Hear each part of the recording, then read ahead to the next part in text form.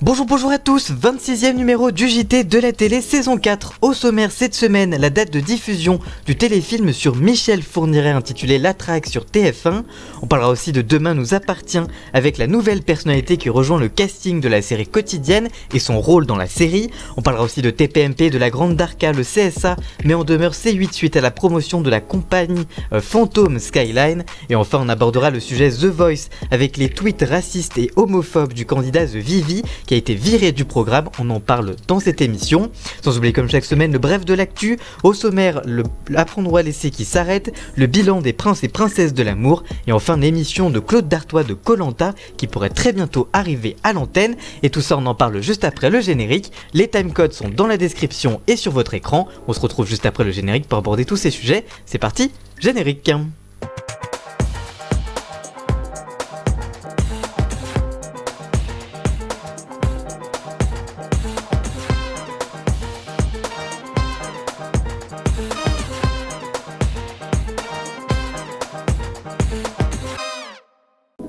Et on commence comme chaque semaine par le bref de l'actu. C8 annonce que le jeu de Cyril Hanouna Apprendre ou à laisser ne reprendra pas lundi.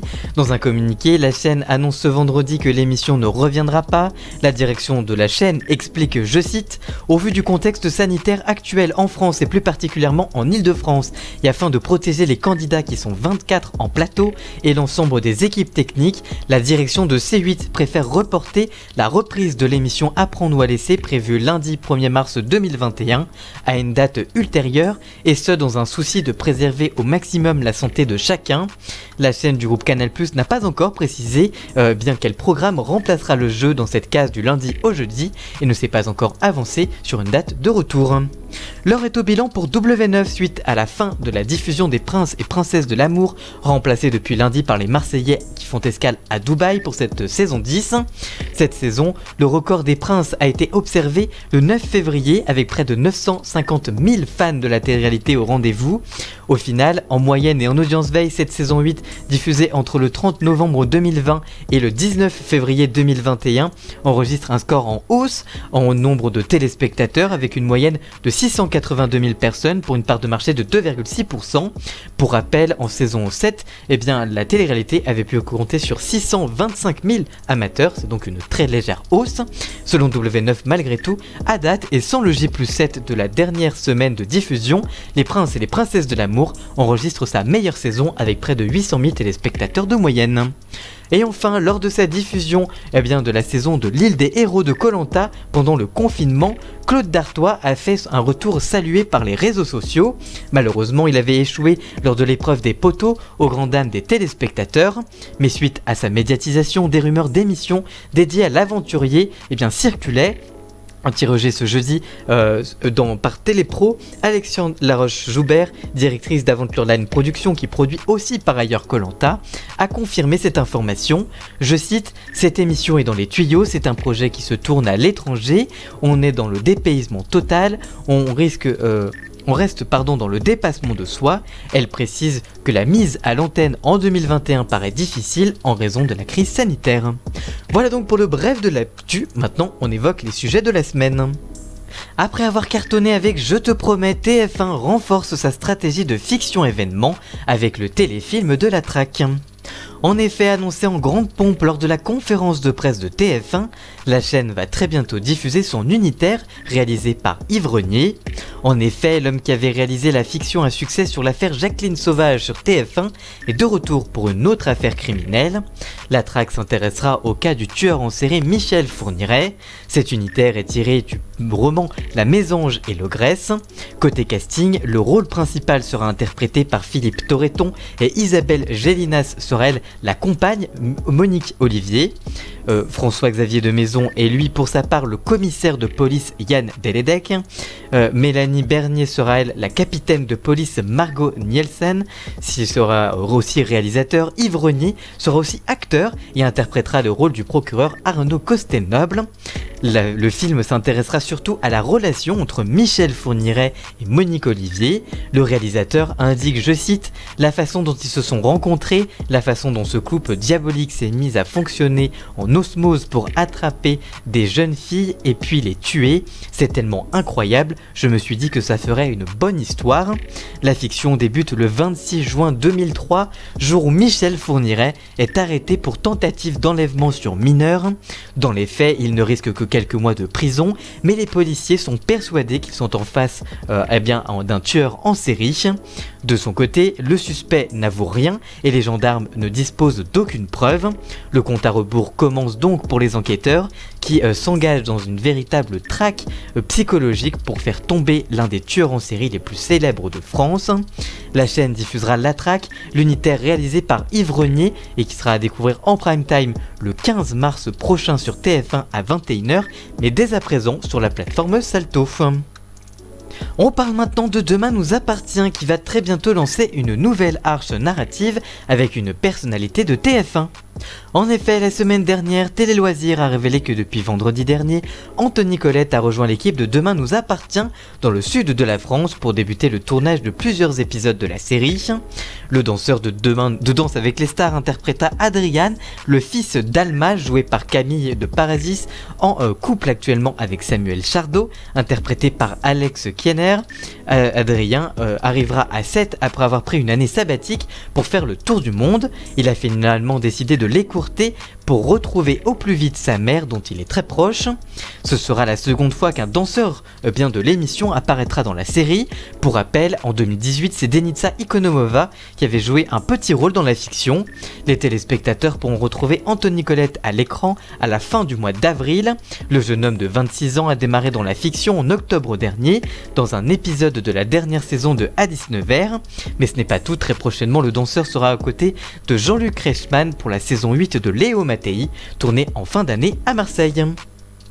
Un an et demi après avoir fait la promotion d'une compagnie aérienne fantôme baptisée Skyline Airways, le CSA a rendu sa décision à l'encontre de TPMP et de la Grande Darka sur C8. En effet, l'AFP révèle que le Conseil supérieur de l'audiovisuel dit CSA a décidé d'adresser une mise en demeure à C8 pour non-respect des règles de parrainage. L'institution reproche à la chaîne gratuite du groupe Canal+ d'avoir fait en septembre 2019 dans Touche pas mon poste et la Grande Darka, animée par Cyril Hanouna, la promotion d'une compagnie aérienne fantôme. Cette dernière, baptisée Skyline Airways, faisait gagner aux téléspectateurs des billets d'avion pour la Grèce dans le cadre d'un partenariat. Sauf que rapidement, des internautes avaient mis en doute la réalité des activités de cette société qui n'opérait aucun vol et n'était pas enregistrée en France. Dans la foulée, la société de production de Cyril Hanouna, H2O Productions, avait indiqué avoir demandé des explications à Skyline et s'être engagé à ce que tous les gagnants puissent partir en voyage. Enfin, de son côté, la Direction Générale de l'Aviation Civile avait pour sa part indiqué qu'elle allait saisir la répression des fraudes. De son côté, le CSA avait quant à lui ouvert une procédure pour vérifier si C8 avait manqué à ses obligations en matière de publicité et de parrainage. La direction de C8 s'était défendue en expliquant que l'opération relevait d'un parrainage et que ce dernier avait été annoncé clairement dans le générique de fin de l'émission qui mentionnait, je cite, « avec la participation de Skyline Airways ». Il y a quelques jours, le gendarme de l'audiovisuel a conclu que le partenariat ne constituait pas une forme de publicité clandestine. Il est en revanche estimé qu'il contrevenait aux règles sur le parrainage qui doit être clairement identifiable et ne peut s'accompagner d'arguments publicitaires. Le CSA a donc décidé de mettre C8 en demeure et a demandé à la chaîne de se conformer à l'avenir aux règles en vigueur. Et on termine avec notre gros dossier de la semaine, celui de The Voice. Après ses tweets racistes et homophobes, le candidat The Vivi viré du programme. On en parle juste après le jingle.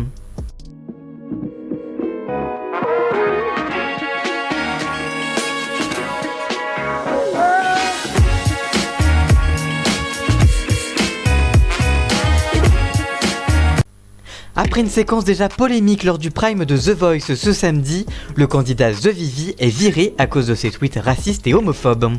En effet, ce lundi, la société de production ITV Studio France a annoncé l'éviction du candidat The Vivi de The Voice présenté par Nico Saliaga sur TF1. Samedi dernier, The Vivi, de son vrai nom Vincent Poix, avait fait parler sur les réseaux sociaux suite à sa reprise de Suicide social d'Orelsan. Quelques heures plus tard, d'anciens messages postés sur le compte Twitter du jeune homme ont refait surface après son passage dans le télécrochet.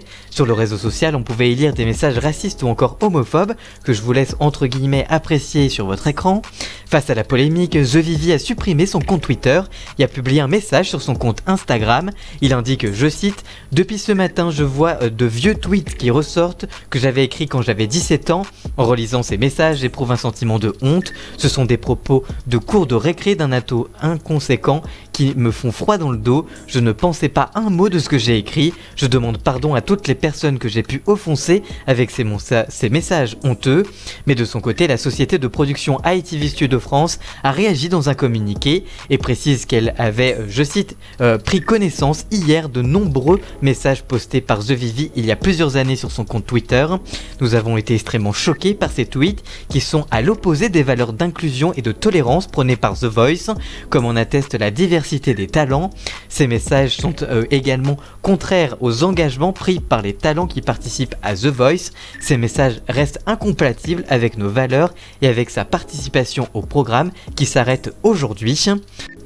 Quelques jours plus tard, Guillaume Janton a affirmé sur Touche pas à mon poste que les chansons pouvaient être imposées aux candidats par la production. Le jeune homme indique, je cite, « Parfois les candidats viennent avec leurs propres chansons et parfois c'est la production qui attribue des chansons aux candidats. C'est ce qui se serait passé avec The Vivi. À l'époque de sa sortie, ce titre d'Orelsan avait déjà créé la polémique parce qu'il était accusé d'homophobie. C'est la production qui a imposé cette chanson à The Vivi, mais selon les informations de toute la télé, The Vivi ne s'est pas réellement vu imposer Suicide social par la production de The Voice. Le jeune chanteur s'est vu proposer plusieurs choix de chansons, comme c'est le cas bien pour tous les autres candidats aux auditions à l'aveugle. Le choix du titre d'Orelsan s'est imposé comme une évidence, puisqu'en tant que fan du rappeur, il s'était déjà filmé en le reprenant. The Vivi indique par ailleurs, je cite, « Quand la production m'a proposé cette chanson, j'ai tout de suite dit oui, d'autant que je l'avais repris en 2015 sur mes réseaux. Comme Orelsan, j'adore la provocation, observer le visage des gens, leurs réactions, cela m'amuse beaucoup. Et puis une fois que j'avais choisi ce morceau, il était impossible de retirer cette partie sur la chaîne. C'est vrai que je me suis posé la question de savoir si je pouvais tout dire, notamment le mot pute à la télévision, mais c'était complètement libre. En tout cas, la décision a beaucoup fait parler cette semaine sur les réseaux sociaux. N'hésitez pas à nous dire ce que vous en pensez dans les commentaires, on vous lira évidemment. Voilà, j'espère que ce nouveau JT de la télé vous aura plu. Si c'est le cas, n'hésitez pas à le liker, le commenter, le partager. Merci encore à Jason alias Ian Scott pour la musique d'ambiance et le générique. Tous les liens sont dans la description évidemment. Et nous on se retrouve très vite pour une toute nouvelle vidéo. A très bientôt, ciao.